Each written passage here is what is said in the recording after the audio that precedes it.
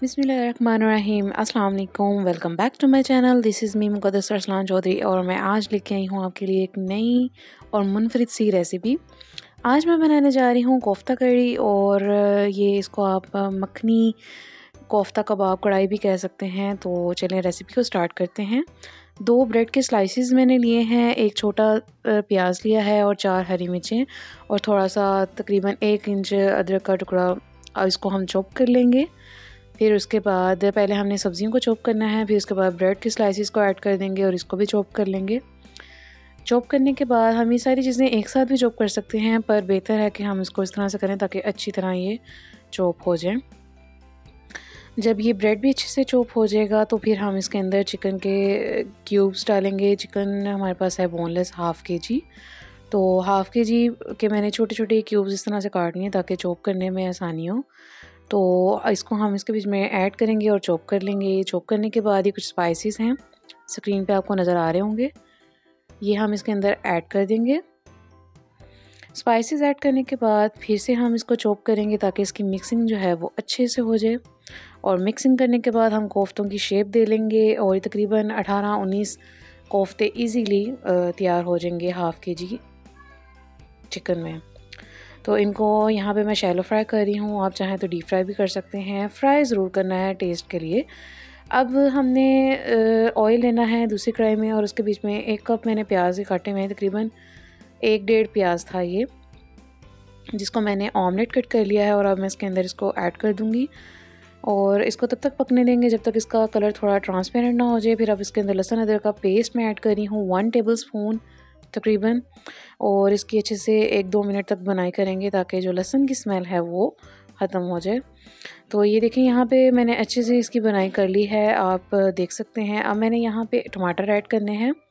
4 मैंने छोटे साइज़ के टमाटर लिए हैं जिनका छिलका उतार लिया था और इसको इस तरह बारीक स्लाइसिस में कट कर लिया और मैं इसके अंदर ऐड कर रही हूँ।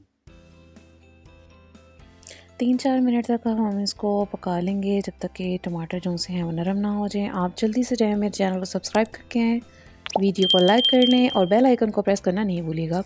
अच्छा, यहाँ देखिए 50% डन हो चुके हैं हमारे टमाटर। अब मैं इसके अंदर सॉल्ट ऐड कर रही हूँ 1 टीस्पून। आप अकॉर्डिंग टू टेस्ट भी ऐड कर सकते हैं। 1 टीस्पून यहाँ पे रेड चिली पाउडर जा रहा है, यानी कि सिर्फ पीसी हुई मिर्च, और हाफ़ टीस्पून में यहाँ पे ऐड करूँगी हल्दी का। अब ये सिर्फ हमने ये 3 मसाले डालने हैं और इसकी मज़ीद अच्छे से बुनाई करनी है जब तक कि ऑयल अलहदा ना हो जाए। आपको पता है बुनाई का सबसे अहम स्टेप ही ये वाला होता है कि जिसमें हमने ऑयल को अलहदा करना है, ठीक है। अब इसको हम बुनाई कर रहे हैं और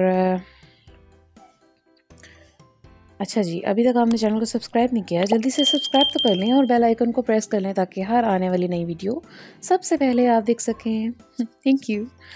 अच्छा जी, यहाँ देखिए हमारी बुनाई हो चुकी है माशाल्लाह से, ऑयल भी निकल आया है। अब हम क्या करेंगे, ये देखें कितनी अच्छी सी ग्रेवी तैयार हुई है।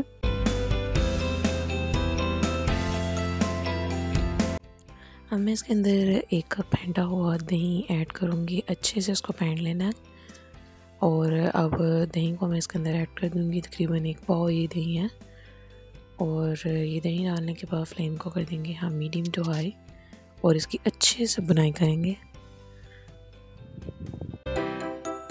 लीजिए अच्छे से बुनाई हमने कर ली है। अब हम इसके अंदर खुशबू के लिए कुछ मसाले डालेंगे। 1 टीस्पून यहाँ पे मैंने खुश्क धनिया पाउडर ऐड किया है और 1 टीस्पून मैंने ज़ीरा पाउडर यहाँ पर ऐड कर दिया है। इसको भी अच्छे से मिक्स कर लेंगे।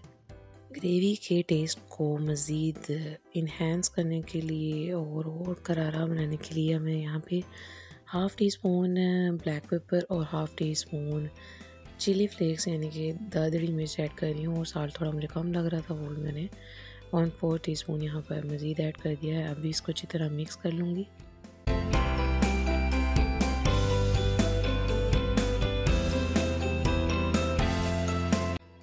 अब बारी है यहाँ पे हम कोफ्ते ऐड करेंगे जो मैंने शैलो फ्राई कर लिए थे। अब वो मैं इसके अंदर 1 बाय 1 ऐड कर दूँगी इस तरह से।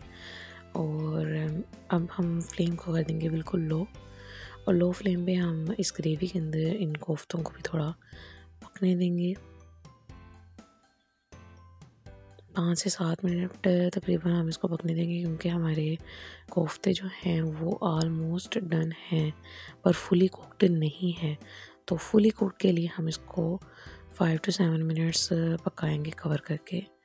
और ये देखें डिलीशियस कोफ्ते तैयार हैं। पर अभी हमने इसके साथ एक मज़ीद अच्छा ट्रीटमेंट करना है, जो कि मेरा फेवरेट स्टेप है। यहाँ पे एक टेट्रा पैक क्रीम आप कोई भी ले सकते हैं।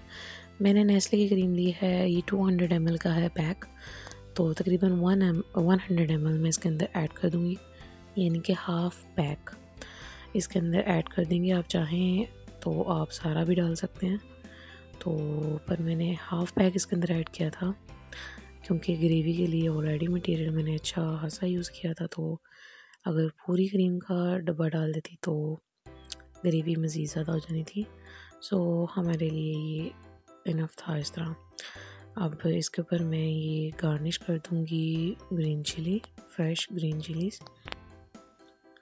इसी के साथ थोड़ी सी खुश्क मेथी, मैंने कसूरी मेथी इसके ऊपर हाथों से मसल के एक चुटकी तकरीबन डाल दिया।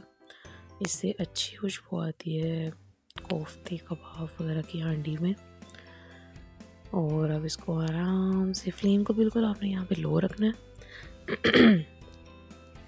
इसकी मिक्सिंग अच्छे से कर लेंगे अब आराम से, और फिर 1-2 मिनट के लिए इसको भी पकने देंगे। और माशाल्लाह से देखें हमारा सालन तैयार है। ये कोफ्ता कड़ी, जो आज की मलाई कोफ्ता कड़ी मैंने तैयार की है, वो आपके सामने है। थोड़ा सा धनिया से स्प्रिंकल कर लेंगे। आज की रेसिपी कैसी लगी बताइएगा ज़रूर। मिलेंगे नेक्स्ट वीडियो में, तब तक के लिए अल्लाह हाफ़िज़।